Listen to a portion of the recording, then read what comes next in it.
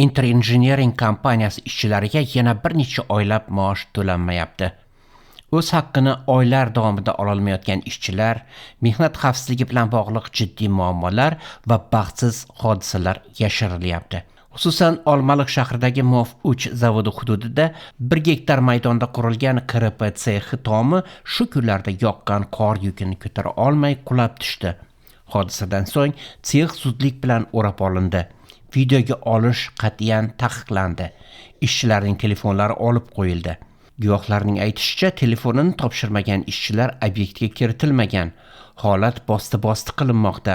24 soat ishlaydigan zavodda shunday avariya bo'lib, hech kim jarohatlanmadi, o'lim holati yo'q degan g'irt yolg'on bayonot berildi.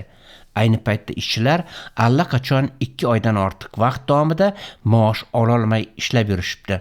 Ushbu hodisadan so'ng to'lovlar yanada kechikishi kutilmoqda.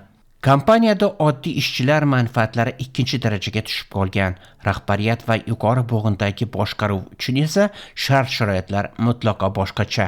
Yoqilg'i sotish, kabel o'g'irlash kabi holatlar mayda-chuyda o'g'irlik bo'lib, bunga e'tibor ham bermay qo'ydik. Lekin butun boshli sex tomi qulasa-yu, qurbon yo'q deb tursa, qadrimizga achinamizda deydi xodimlar.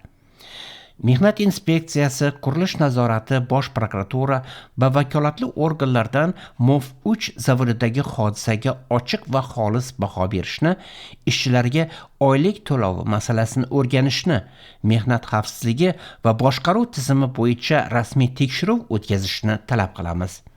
Kompaniya og'ir moliyaviy ahvolda bo'lsa, kompaniya rahbariyati James Yukon, Cadillac, Tahoe, Land Cruiser, Prado kabi qimmatbaho mashinalarni minishga, doimiy yangilab turishga qaydan pul topyapti? Bu mashinalarning har biri milliardlab so'm turishi hech kimga sir emas. Agar kompaniyada haqiqatan ham pul yo'q bo'lsa, bu hashamat kimning hisobidan?